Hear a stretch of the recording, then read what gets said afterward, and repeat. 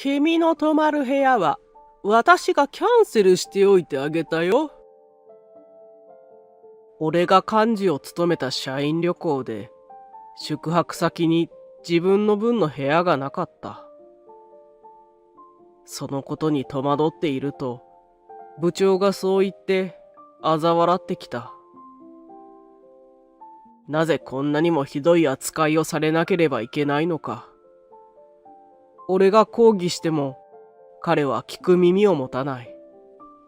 仕事ができないバカにこんな高級ホテルの部屋で宿泊する権利はないからな。さっさと出て行け。野宿でもしていろ。こうして俺はホテルから追い出されてしまう。ところがその翌日、チェックアウトしようとした部長にホテルの支配人が告げた。彼が宿泊されていませんので、宿泊料は800万円になります。800万円？顔面蒼白になった部長のすっとんきょうな声がホテルのロビーに響き渡った。俺の名前は須田正則。家電製品を扱う会社で営業職として長年働いている。おかげさまで何事も真面目に誠実に取り組む姿勢が評価され、得意先を多く抱えており、また営業成績も常に上位をキープしていた。須田さん、この間のヘルプの件、本当にありがとうございました。おかげさまで無事に契約を取ることができました。昼休憩中、同じ部署の部下がそう言って嬉しげにお礼報告してくれた。おう、それはよかった。でも俺はただちょっとアシストしただけだよ。契約がうまくいったのもお前の日頃の努力が実ったからだ。それは紛れもなく本心からの言葉だったが、部下はどうやら俺が謙遜していると捉えたらしい。いえいえ、今回は特に須田さんのめちゃくちゃ広い人脈のおかげで契約取れたようなもんですよ。それも須田さん、そういうの全然自慢しないから、いっそ俺が須田さんの凄さを宣伝して回ろうかと。真面目な顔でそんなことを言ってくる部下に苦笑しつつ、俺は彼の気持ちだけを受け取った。営業職は個人プレイだと思われがちであるが、俺のモットーは仕事はチームプレイである。先輩たちから受けた恩や優しさを今度は俺が部下に返していく。そうやってリレーのように思いやりの輪が広がれば、結果的に皆の仕事のクオリティが上がっていくのだ。微力ではあるが、そんな好循環が作れればと俺は常日頃思っていたのだった。さて、そんな日々の中、営業部長が家業を継ぐため退職することとなった。そして新部長には吉野という人物が他部署から異動してきたのである。吉野部長は俺よりも若く、また仕事のできる人間であった。けれど、その分プライドが高く、自分より仕事のできる部下を毛嫌いして追い詰めることでも有名な、少し厄介な性質であるというのがもっぱらの噂だ。この頃は、いわくつきの上司がやってくることを知った部署の誰もが、どことなく落ち着きなく見える。俺、心配ですよ。須田さんなんてめちゃくちゃ仕事できる上に人格者だから、吉野部長、絶対に須田さんに目をつけちゃいますよ。本当に気をつけてくださいね。そんな中、顔を曇らせてそう言ってくれる部下に、俺はカラッと笑った。それはどうだろうな。まあ、でもヘマはしないように気をつけるよ。だが、そんな言葉も叶わず、早速俺は吉野部長にロックオンされてしまったようだった。俺の挙げた報告や提出した書類をまるで重箱の隅をつつくようにしてネチネチとあげつらうのは日常で、ひどい時は俺の営業成績は部下の契約を横取りすることで保たれているなどと吹聴される。さらに重要な案件が続いて他の仕事の進捗が少しでも遅れた時などは、自分みたいに部長になれないのは所詮仕事ができないバカだからなどと皆の前で嘲笑われたりもした。実はこう言ってはなんだが、俺にも過去何度も管理職に上がる話は回ってきているのだ。だが俺はあくまで現場の人間として得意先との距離が近いところで仕事がしたかった。だからその度俺は理由を話して昇進を断っていたのである。しかし真実を言い返すことを俺はしなかった。そんなことをすれば得意げに俺を罵る吉野部長と同じ類の人間になってしまうからだ。わかる人だけわかってくれればそれでいい。そう思い、俺はそれからも黙々と自身の仕事と向き合っていた。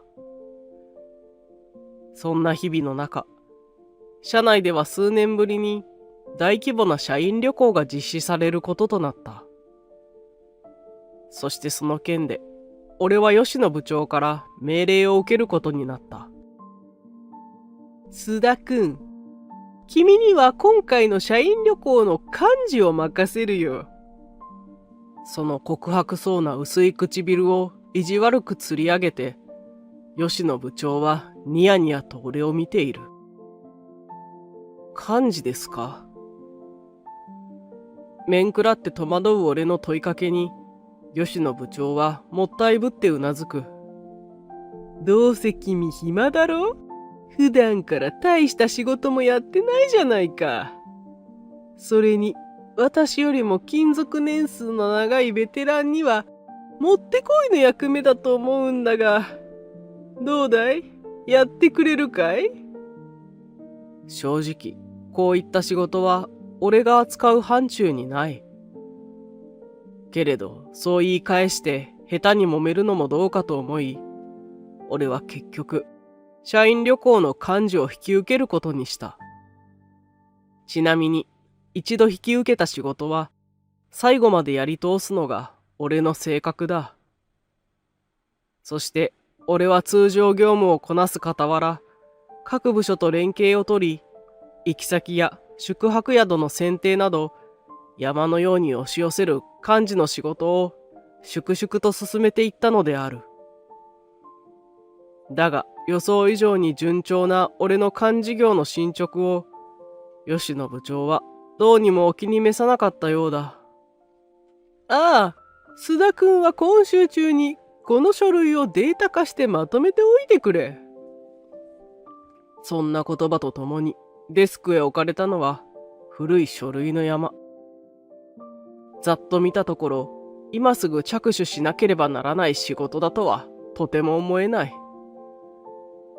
そう、業務と幹事業にてんてこまいの俺をわざわざ呼びつけては、吉野部長はこうした雑務を押し付けようとしてくるのだった。俺のことが気に入らないのは分かったが、かといって個人の感情を仕事に持ち込まないでくれと、さすがの俺も内心うんざりした時もある。けれどここで感情的になってしまえば向こうの思うツボだと意識を切り替え、俺はどうにか自身の仕事と幹事業を両立させ、着々と準備を整えていった。そんなこんなで迎えた社員旅行当日。行きの旅は順調で、渋滞に巻き込まれることもなく、目的の高級ホテルにバスが停車する。だが、ここで問題が起こった。チェックインを済ませ、部屋割りを確認していたとき、俺は思わぬことに気づいたのだった。俺の部屋がない。いや、そんなはずはないだろうと、隅々まで書類を確認するも、やはりどう見ても俺の部屋がないのだ。これは一体どういうことだ？俺が思わずそう首をかしげたその時だった。バスの中でも散々俺に段取りが悪いなどと文句をつけていた吉野部長が、なぜか颯爽と俺の前に姿を現した。そして彼はいかにも楽しげに頬を歪ませながらこう言ったのである。ああ、一つ君に言い忘れていたよ。君の泊まる予定だった部屋をキャンセルしたのはこの私だ。瞬間、俺はポカンと口を開けてしまった。それはどういう？予想外のその言葉に、俺はあっけに取られて吉野部長を見やる。だが、二の句を告げずにいる俺を、吉野部長は馬鹿にするようにして一別すると、さらに続けた。仕事ができない馬鹿に、こんな高級ホテルの部屋で宿泊する権利はないからな。それも君の仕事が行き届いていないから、私がわざわざ電話してキャンセルしてやったんだよ。感謝してほしいくらいだね。吉野部長は大げさなほどに肩をすくめてそう告げる。そのあまりの言い草に、俺もさすがにカチンときた。お言葉ですが吉野部長、私の仕事のどこが行き届いていなかったのでしょうか。今回の旅行も私なりにリサーチや準備を進めて。だが俺の反論に吉野部長は鋭い人睨みを返してきた。ほら、君のそういうところだよ。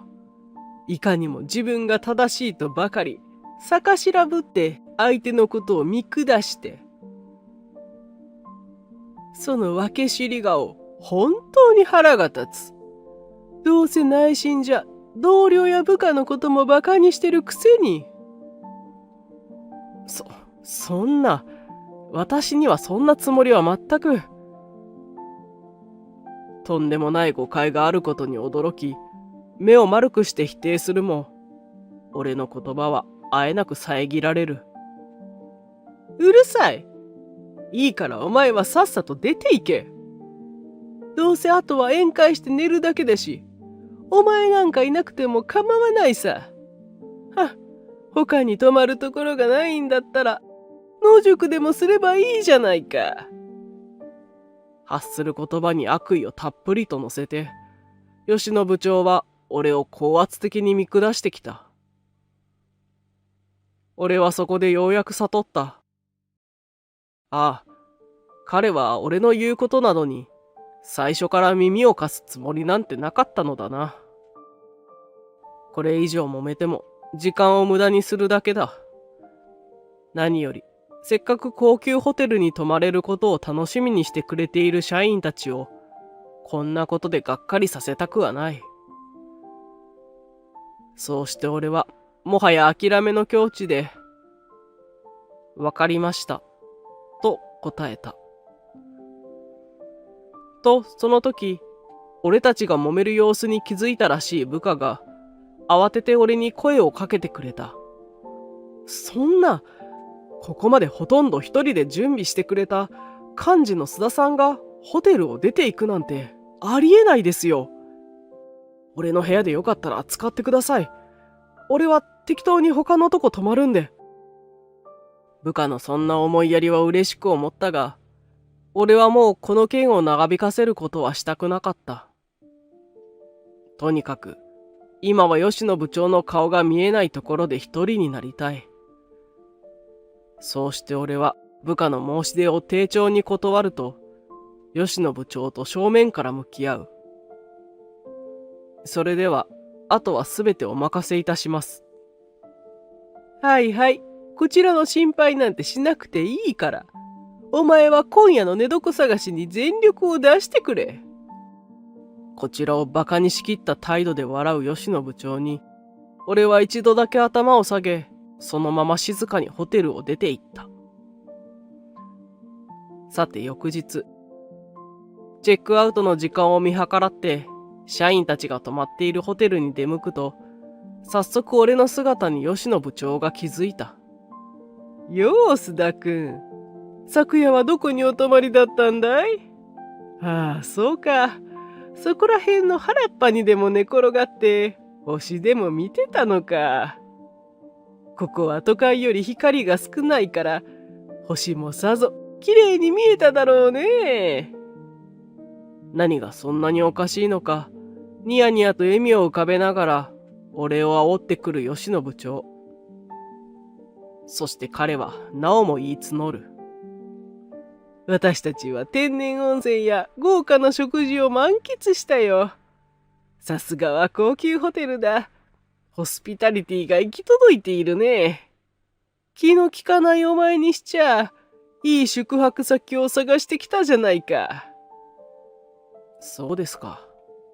ホテルに関しては相当に満足したらしく、珍しく本音で褒めている様子の吉野部長に、俺は複雑な気持ちを抱えて黙り込んだ。だがその沈黙を俺が悔しがっているからだと捉えたのか、吉野部長は再び馬鹿にしたようにしてこちらへと吐き捨ててくる。まあ、残念ながらそのお前自身には、こんな高級ホテルに泊まれる価値なんてなかったけどな。悔しかったら私みたいに出世して、思う存分泊まったらいいさ。もちろん自費でな。完全に勝ち誇った様子でそんなことを耳打ちしてくる吉野部長だったが、その時、彼の前にスーツを着た男性がスマートな仕草で姿を現した。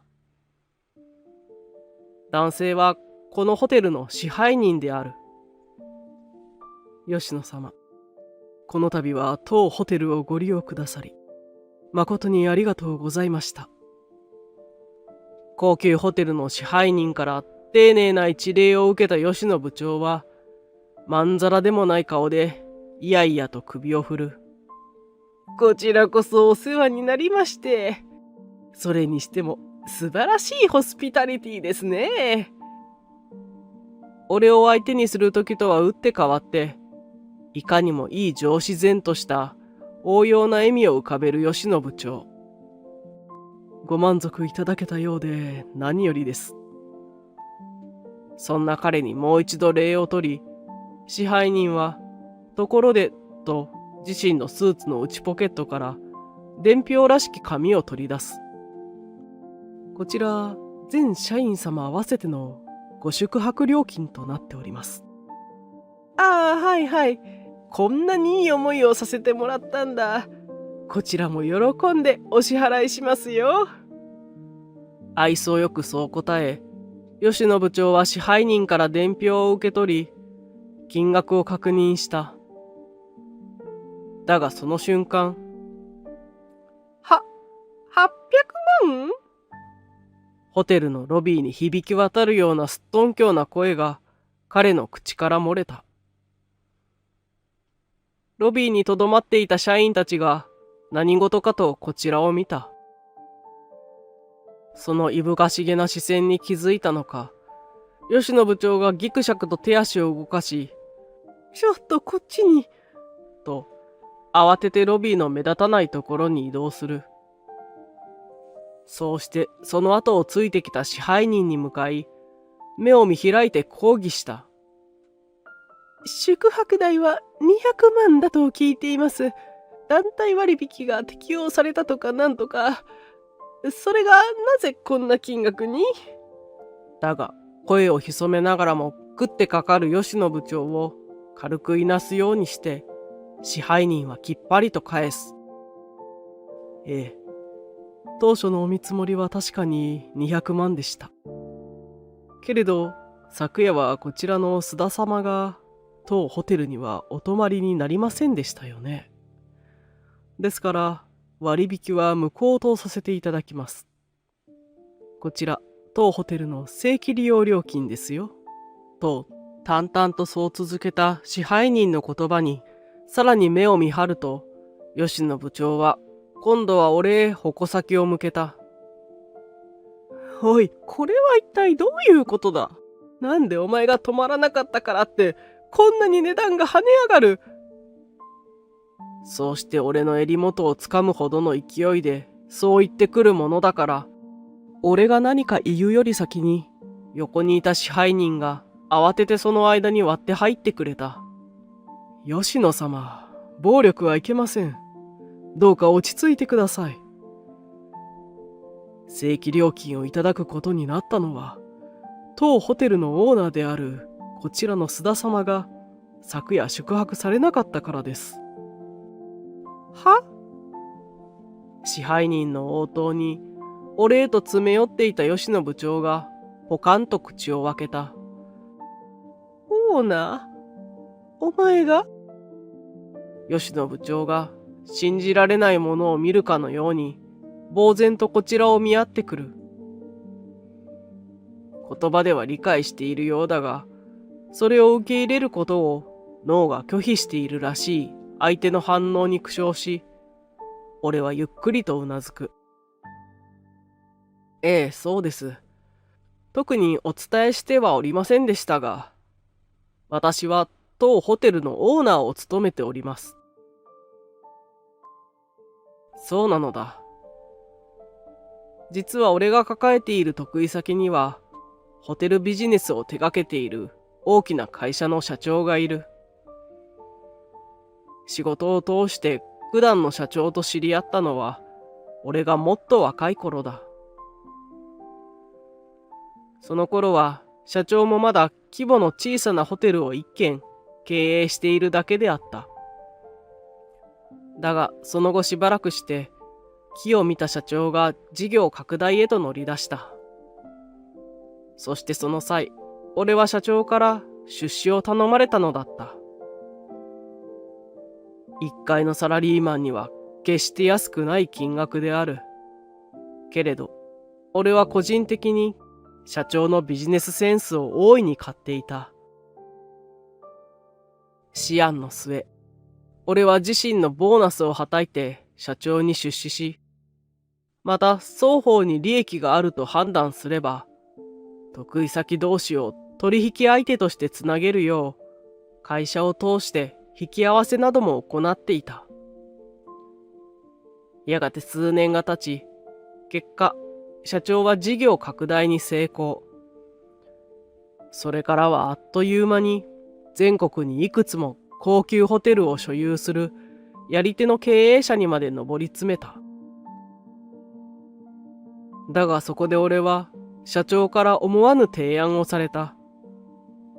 なんと自分の所有するうち一軒のホテルのオーナーになってくれないかと誘われたのだ。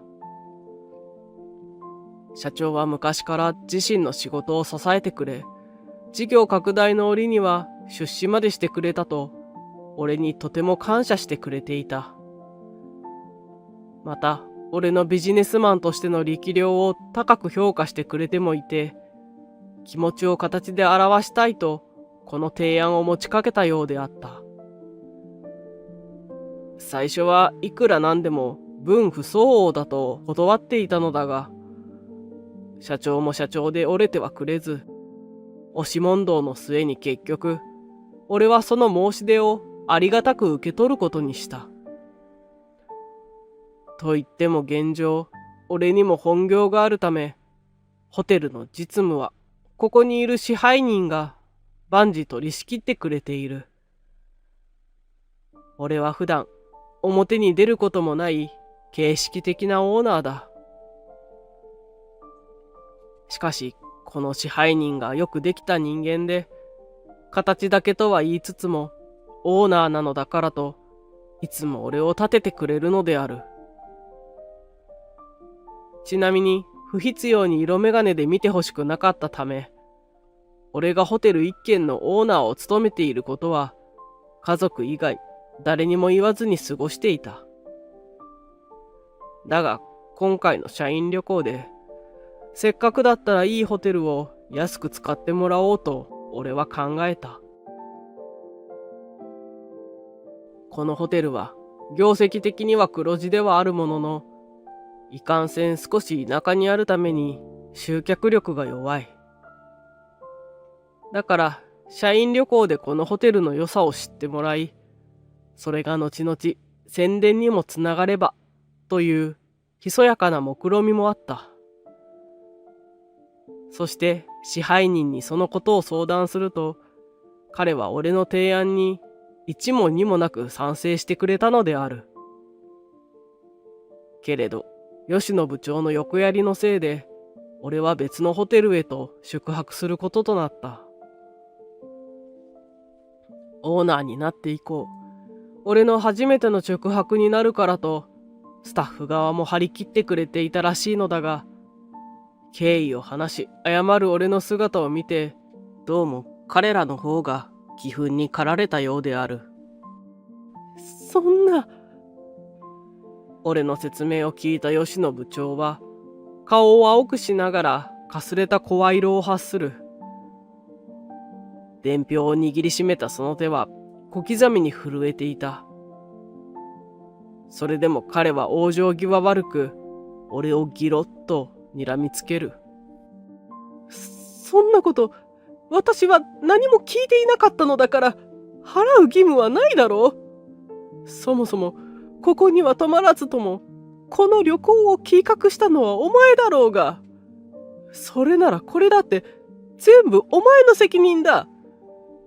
吉野部長は至近距離からそう叫んで、投げつけんばかりの勢いで伝票を俺へと突きつけてくる。だがそれには動じず、俺は静かに返した。いえ、吉野部長はあの時、すべてお任せすると言った私に確かにうなずかれました。すると横に立ってこちらのやりとりを見守ってくれていた支配人も優雅にうなずく。ええ、その様子は私も拝見しておりました。なんなら応対したフロント係に確認してもよろしいですよ。自身の言い分を二人がかりで跳ね返され、吉野部長の顔が悔しげに歪んだ。言葉に詰まる彼に俺はなおも言い募る。お任せしたのですから、代金もきちんと払っていただかないと。それに。そこで一旦言葉を切り、俺は真正面から吉野部長を見つめる。俺の強い視線に尻込んだのか、彼はぐっと唇を噛んだ。それに構わず俺は続ける。そうやってあまりごねられると、最終的には出るところに出てもらうことにもなりかねないのですが、吉野部長はそれでもよろしいのでしょうか。なんだと？そして俺のこの言葉がダメ押しになったのか、それ以上吉野部長は何も言わず、おとなしく帰路へと着いたのである。さて、社員旅行から1週間が経った。その日、会社にはホテルから800万の請求が届いた。あまりの金額に幹事を務めていたということで事情を聞かれた俺は、吉野部長のことを上層部へと訴え出る。また、俺の告発がきっかけとなり、日頃から吉野部長に辛く当たられていた社員たちがこぞって声を上げたのだった。そして事態を重く見た上層部は慌てて吉野部長から事情を聴取し、処分を決める役員会議が終わるまで彼の自宅謹慎が決定した。結果、迅速な話し合いの末、吉野部長には平社員へ降格、また地方への左遷という処分が下された。さらに彼はホテル宿泊代の差額600万も自費で支払うこととなり、そのことが原因で妻からも離婚を切り出されたらしい。一方、この件を経て俺は考えた末に会社を退職する運びとなった。一つ目の理由は、社内で高級ホテルのオーナーだと知れ渡ってしまったため、どうにも変な遠慮やすり寄りが増えてしまったこと。